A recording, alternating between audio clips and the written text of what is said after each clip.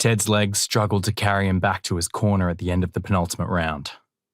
He hunched forward as his abdominal muscles pulled against each other, knotting and twisting in violent cramps, making it harder to breathe, let alone throw a punch. His vision had been blurred since round 3, and the black hole was growing by the round. Ted Taylor doesn't have anything left in the tank. Tonight he's proven that while he may have the talent, he hasn't inherited the heart that, love him or hate him, we came to admire from his father, who fought wars in the ring. I agree, Jim. Another snooze fest. I know we have a limited capacity crowd here tonight, but I've been at local amateur fights with more atmosphere than this. Ty Jenkins didn't come all the way from the United States expecting a walk in the park, but this is a real letdown.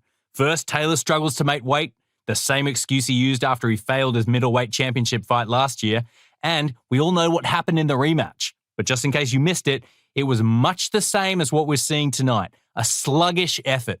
Ted's barely thrown a punch with intent in 11 rounds. Pop Taylor has thrown more shadow punches from the corner than his grandson has at his opponent. The wet slap of Pop's palm against his cheek felt like the heaviest shot Ted had sustained all night.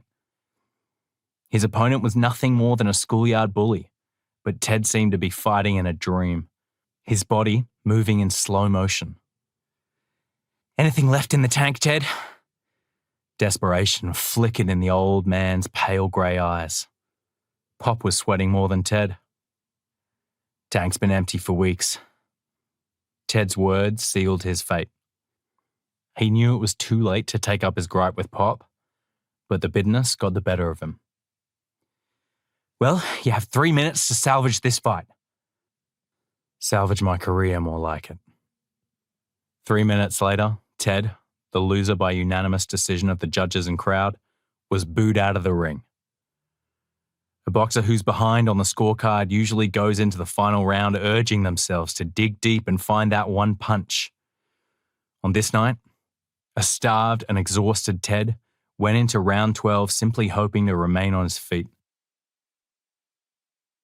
The locker room was eerily quiet as staff members went about their business, cleaning up the mess, folding chairs and packing away warm-up pads and gloves.